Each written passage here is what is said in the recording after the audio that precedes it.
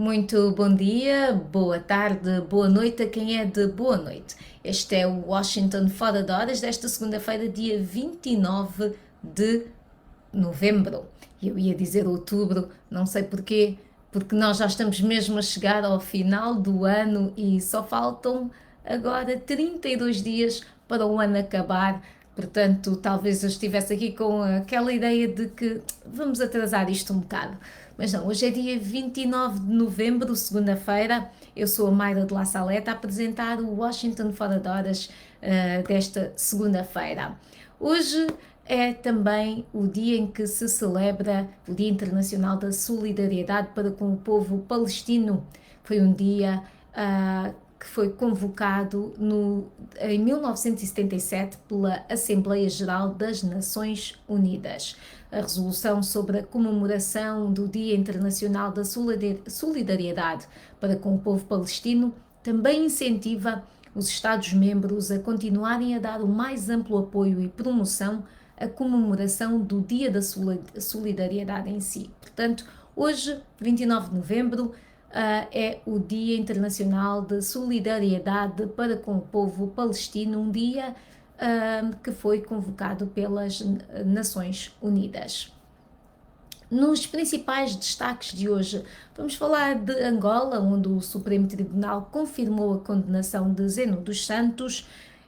O Congresso da UNITA foi confirmado para de 2 a 4 de dezembro, portanto vão ser 2 dias de Congresso. A África do Sul lamenta posições como a de Angola e outros países africanos em suspender voos devido à nova variante da Covid-19. Moçambique, o presidente inaugura o aeroporto financiado pela China e nas dívidas ocultas a ré Ângela Leão sentiu-se mal em tribunal.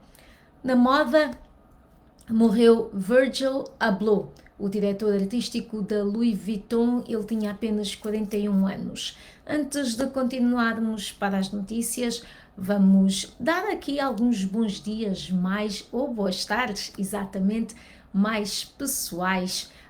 Temos Sulaibi Seide, temos Lucas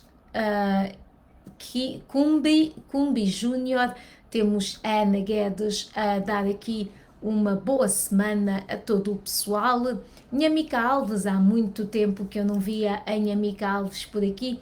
Ela fala-nos de São Paulo, no Brasil, e deixa as saudações a Washington Fora de Horas, a dizer que está ligada no Washington Fora de Horas. Ondina fala-nos de Kwanza Norte, no município de Camabatela, mais precisamente, e é em Angola. Isto fica em Angola. Muito obrigada, Ondina. É a primeira vez que eu vejo aqui alguém de Camabatela.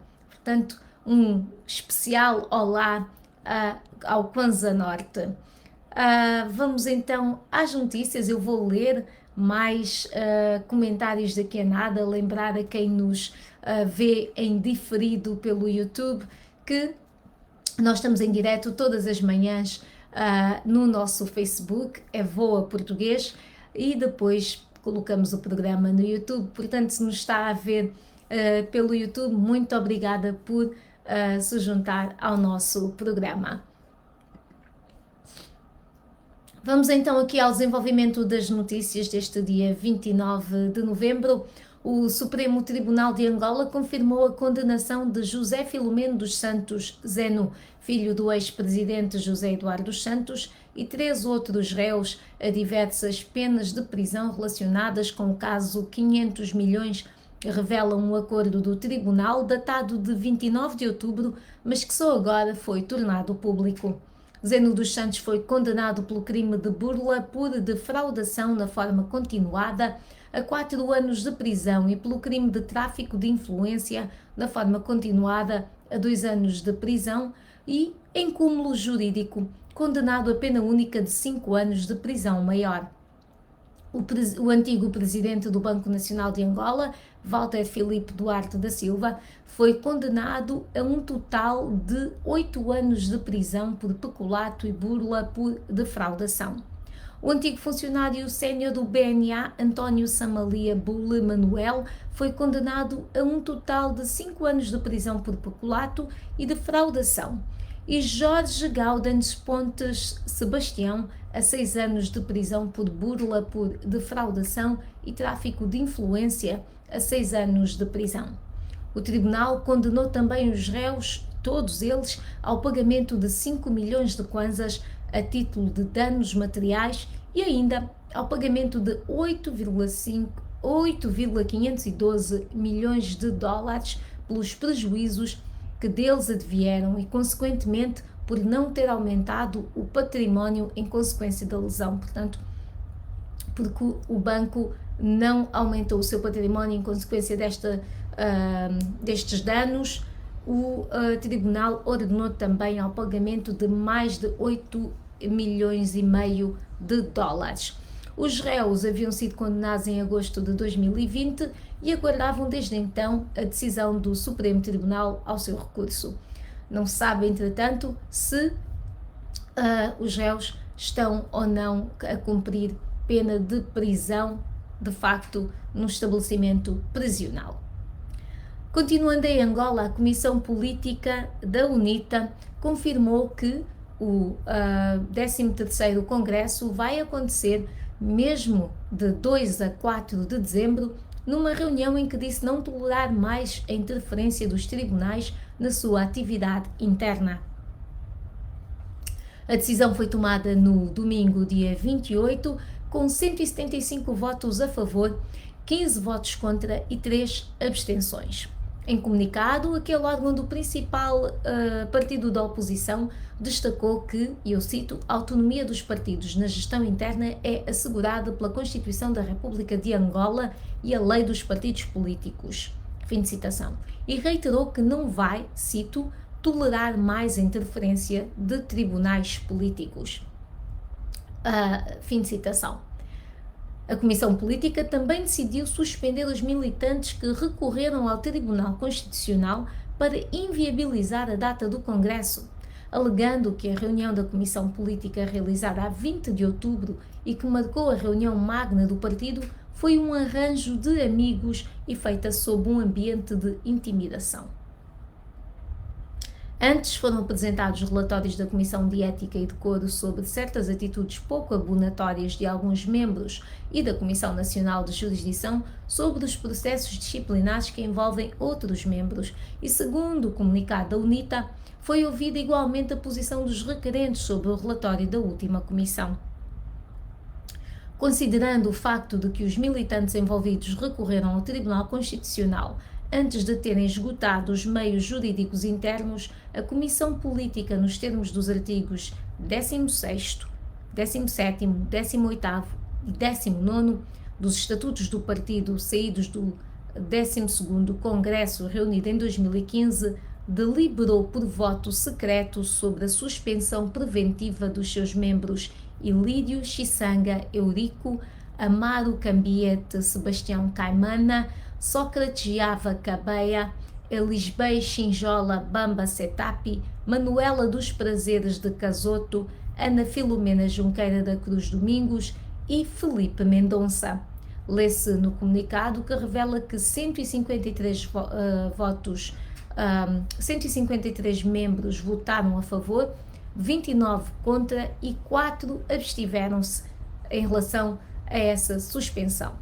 A UNITA foi obrigada a repetir o Congresso de 2019, em que Adalberto Costa Júnior foi eleito presidente do partido, e esta obrigação foi por um acórdão do Tribunal Constitucional, alegadamente por Adalberto Costa Júnior não ter renunciado à cidadania portuguesa antes de apresentar a sua candidatura à liderança do partido.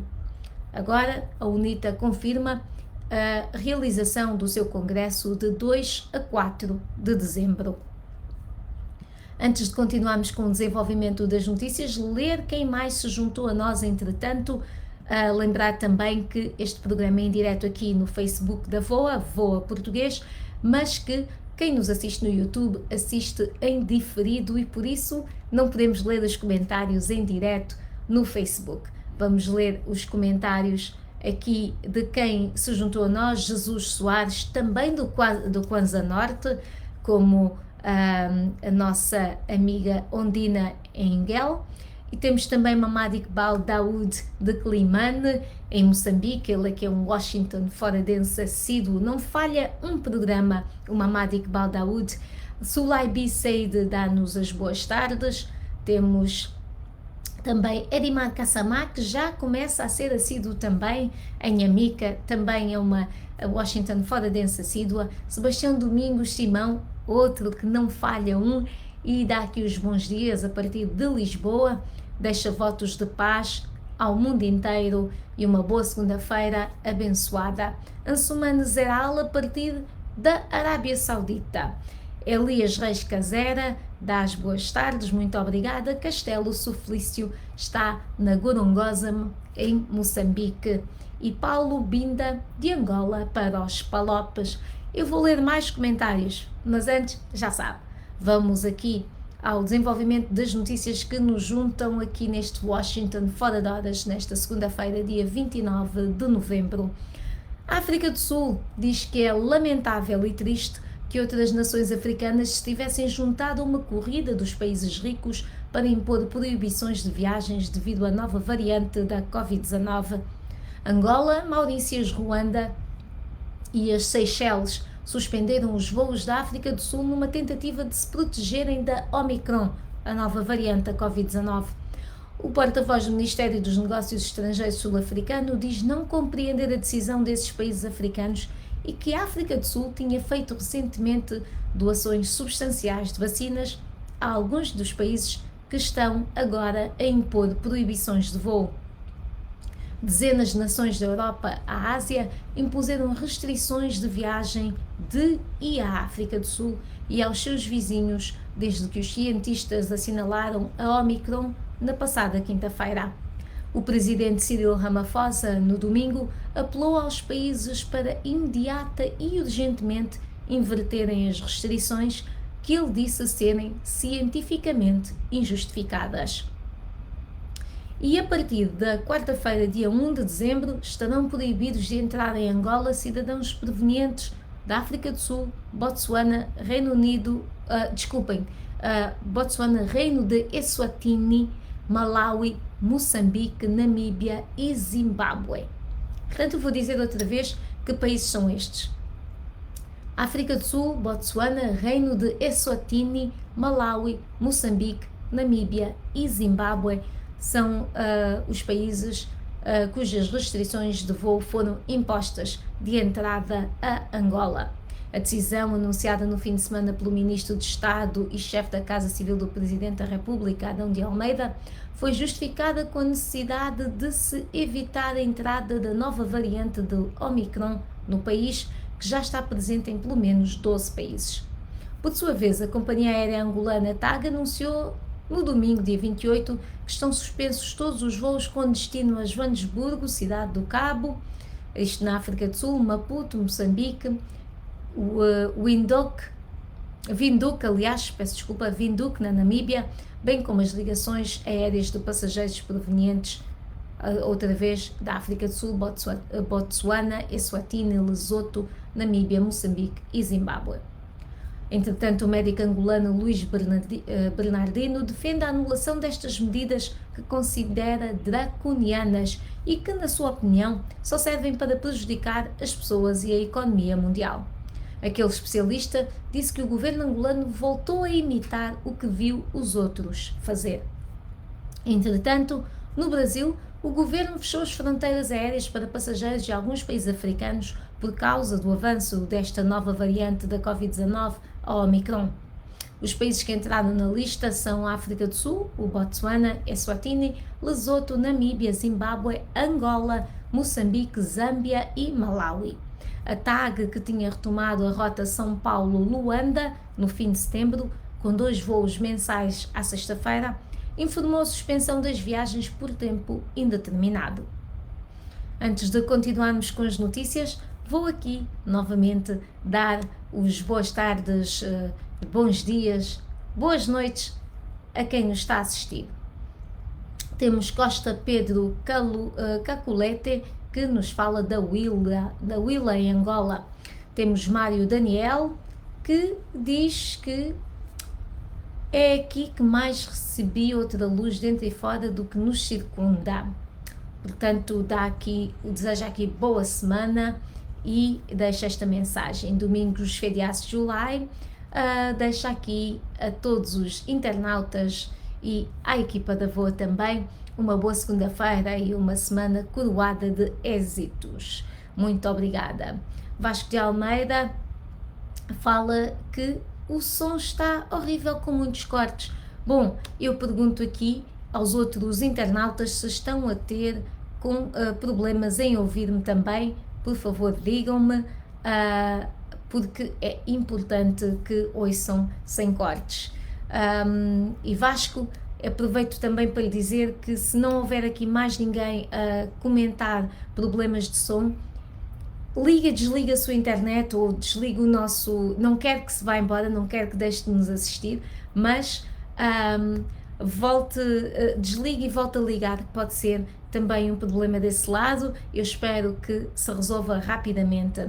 Similel Júnior Carlos, a partir de Cachito, e Jacucha Cachuco dá as boas tardes e diz que estamos ligados ao programa que sempre nos mantém informados. Nós vamos falar ainda aqui da Guiné-Bissau, vamos falar também de Moçambique, vamos ainda falar do Irão e do acordo nuclear, portanto, continue connosco. Continuando ainda em Angola, a Procuradoria-Geral da República, Região Judiciária Sul, admite estar a enfrentar algumas dificuldades no combate contra a corrupção por conta da falta de meios em alguns órgãos da administração da Justiça. A região judiciária compreende as províncias do Cunene, Huila, Namibe e Cuando-Cubango. Na Huila, por exemplo, são mais de 200 o número de processos de crimes de natureza económica sob investigação a envolver, na sua maioria, antigos gestores públicos. O Procurador-Geral Adjunto da República para a Região Judiciária Sul, Hernani Beira, admite que a falta de condições junto do Serviço de Investigação Criminal, associada à escassez de recursos humanos, limitam a celeridade dos processos. A Procuradora da República e chefe da Sala Criminal do Tribunal da Comarca do Lubango, Jamila de Abreu, não tem dúvidas que o combate aos crimes económicos requer investimentos. Para o jurista Bernardo Peso, a falta de condições em muitos órgãos da administração da justiça e na área de instrução processual é de facto um desafio enorme a ultrapassar. Vamos agora a outro tema, um tema um bocado diferente e que nos junta aqui ao nosso trending. Todas as semanas nós falamos sobre, ou todos os dias, no Washington Fora de Horas, nós falamos sobre o que está trending nas redes sociais, no motor de pesquisa Google. E no Google, com mais de 2 milhões de pesquisas, a morte do designer Virgil Abloh é um dos tópicos mais procurados neste motor de pesquisa. O designer de moda Virgil Abloh, um importante executivo de moda aclamado como o Karl Lagerfeld da sua geração, morreu de cancro. Ele tinha 41 anos. A morte de Abloh foi anunciada no domingo pelo grupo de luxo Louis Vuitton e pela marca Off-White, a marca de alta moda de rua fundada pelo próprio Abloh em 2013. Abloh foi o diretor artístico da roupa masculina da Louis Vuitton. Uma declaração da família de Abloh na conta do designer no Instagram disse que Abloh foi diagnosticado há 2 anos com angiosarcoma cardíaco, uma forma rara de cancro em que ocorre um tumor no coração. Em 2018, Abloh tornou-se o primeiro diretor artístico negro de roupas masculinas da Louis Vuitton na história da casa de design francesa. Ele foi diretor artístico de Kanye West, tinha uma parceria com a Nike, criou móveis para o IKEA e o seu trabalho esteve em exibição também no Museu do Louvre. Eu convido-vos a ler mais sobre este designer de moda aqui neste link que vou deixar para que depois do programa possam ver e saber mais sobre este designer de moda que fez a diferença, fez história numa das maiores casas, a Louis Vuitton, e que infelizmente não resistiu a um cancro raro no coração.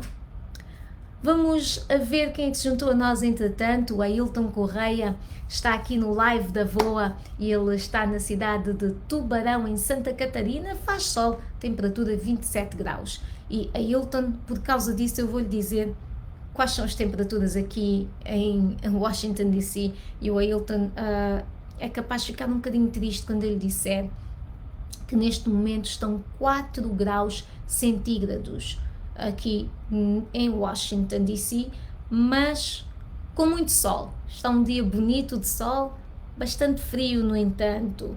As temperaturas começam a baixar, estamos a entrar em dezembro, é normal, o inverno está a chegar. Temos também Mauro Feliciano, também nos fala da Willa, Thomas em Lisboa, Manecas Francisco Secaneca, a partir de Xemba, em Moçambique. Temos Emily Sassoma, em Benguela, próprio Sebastião, diz que precisa de água no bairro Vila Flor. Vitalino Jorge Bernardo Manvita, muito obrigada Vitalino aqui por nos dizer que este programa é bom saber disso e isso mantém-nos motivados.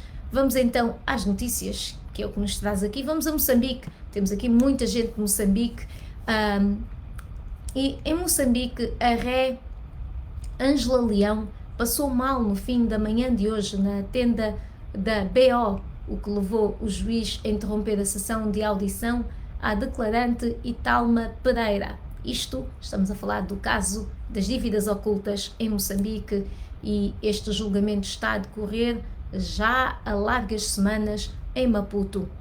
O facto ocorreu instantes após o advogado de defesa, assim como a própria ré, terem informado ao tribunal sobre a situação da sua saúde. Naquele momento, o advogado Damião Cumbana disse que a sua constituinte não tinha acesso a serviços de saúde, alegadamente porque o estabelecimento penitenciário não acreditava na gravidade da sua doença. Por sua vez, o juiz terá dito que na quarta-feira faria uma visita ao estabelecimento para se inteirar da situação. Ângela Leão é esposa do ex-diretor do Serviço de Inteligência Gregório Leão e, quando foi ouvida, negou em tribunal ter ligações à Privinvest, empresa suspeita de pagar subornos no caso das dívidas ocultas. Para ler mais sobre este tema, www.voaportugues.com/Moçambique, portanto é Moçambique sem o C de cedilha.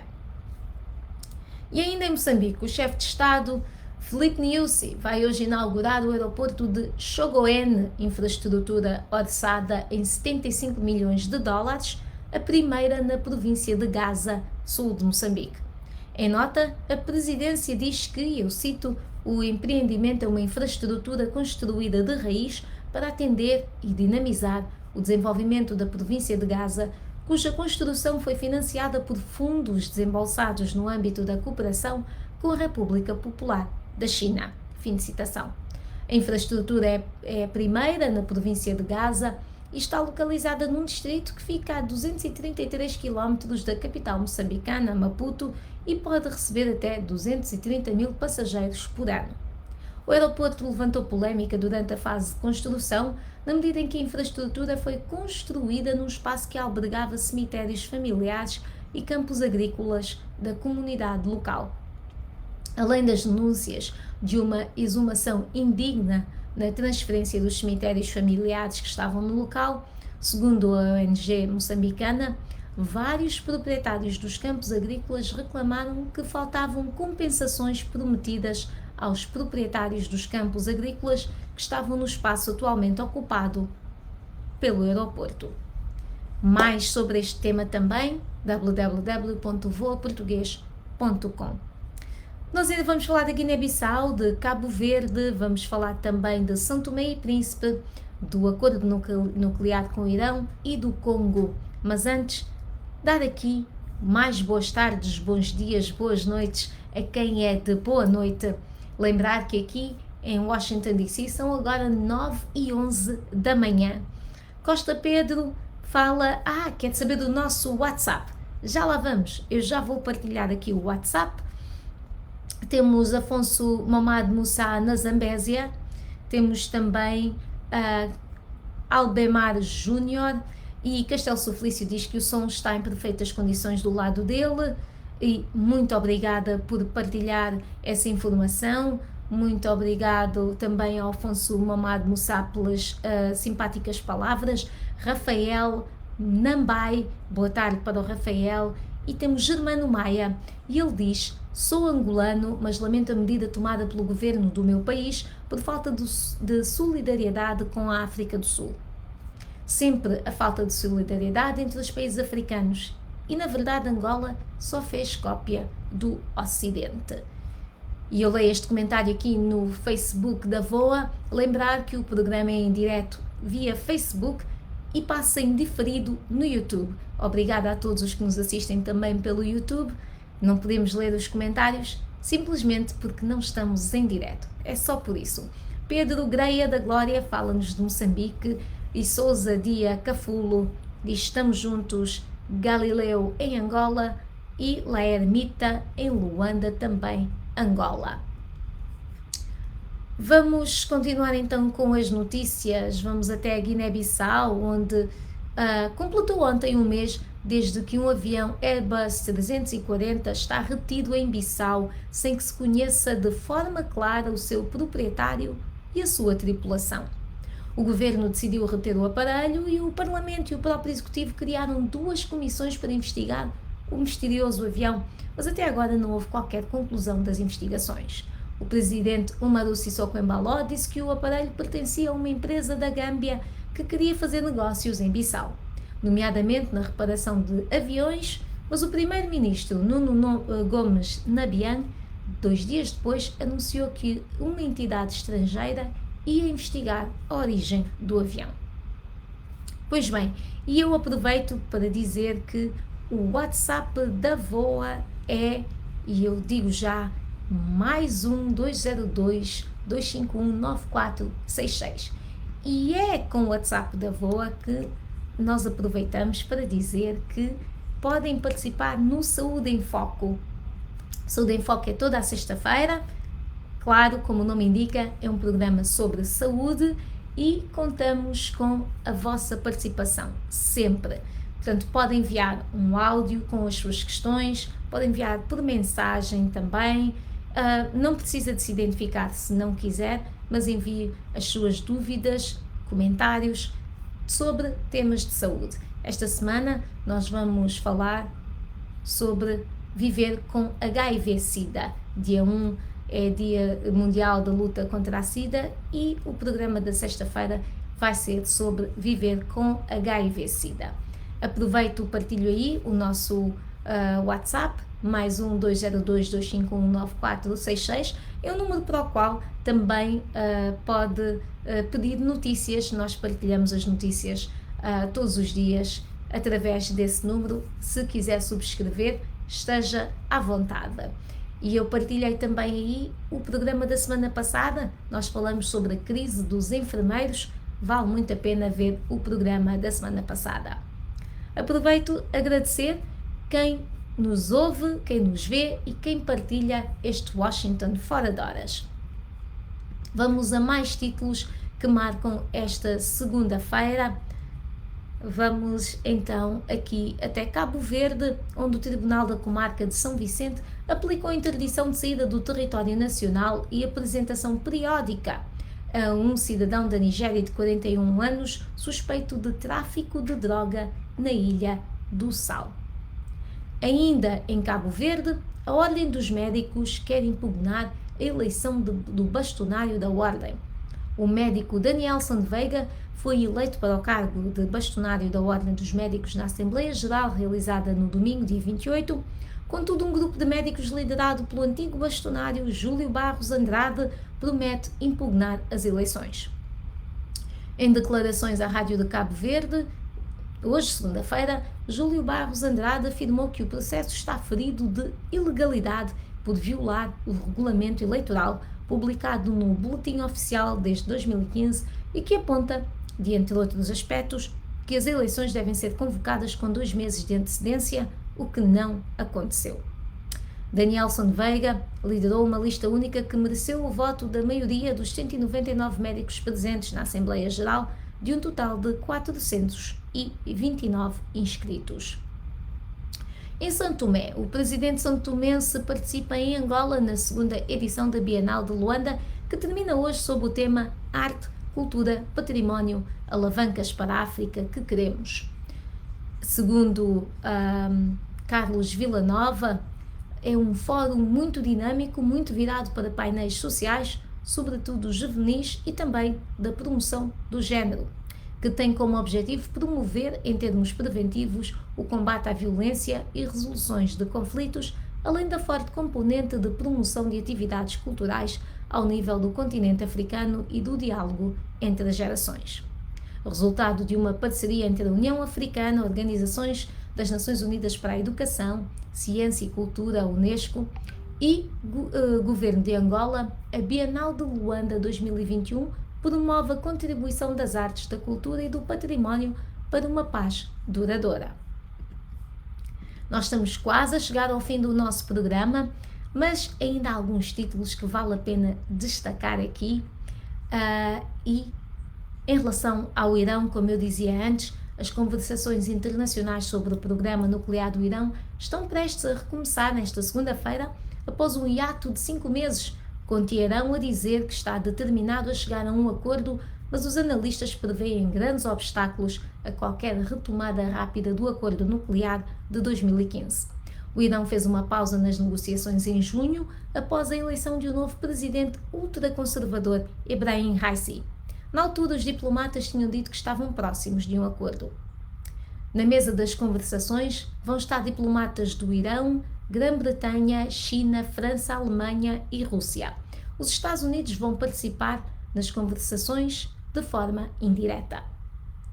E no Congo, o novo ataque a um acampamento de deslocados em Ituri, no nordeste da República Democrática do Congo, no domingo, custou a vida a 22 civis, disse um trabalhador humanitário.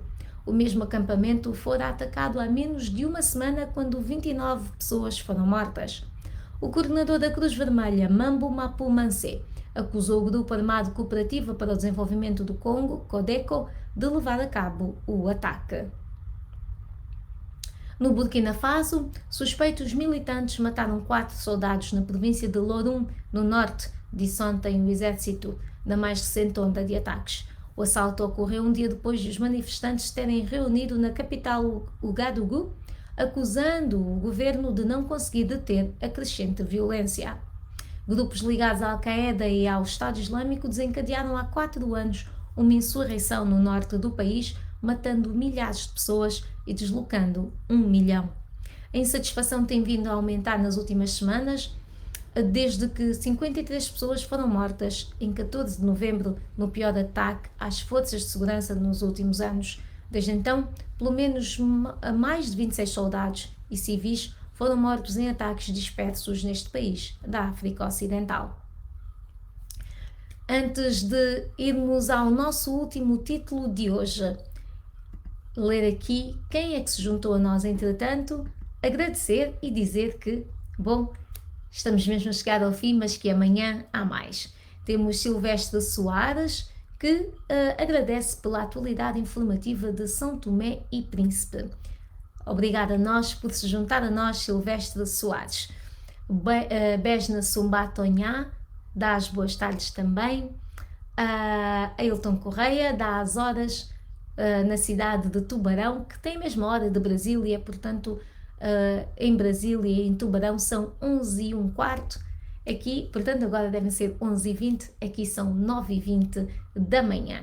Portanto, vamos ao nosso último título de hoje. Vamos até ao Botsuana, onde o governo perdeu hoje uma tentativa legal de anular uma decisão histórica que descriminalizou a homossexualidade no país. Em 2019, o Supremo Tribunal decidiu a favor dos ativistas que procuravam eliminar as penas de prisão por relações homossexuais, declarando os castigos como inconstitucionais. Mas o governo procurou revogar essa decisão, argumentando que os tribunais não tinham jurisdição nesta matéria. A homossexualidade tinha sido proibida desde 1965 no conservador Botsuana, onde os infratores podiam enfrentar até 7 anos de prisão. O Botsuana é um dos poucos países africanos a ter descriminalizado a homossexualidade. Outros são o Lesoto, Moçambique, Angola e as Seychelles. A África do Sul é a única nação do continente a permitir o casamento entre pessoas do mesmo sexo, que legalizou em 2006.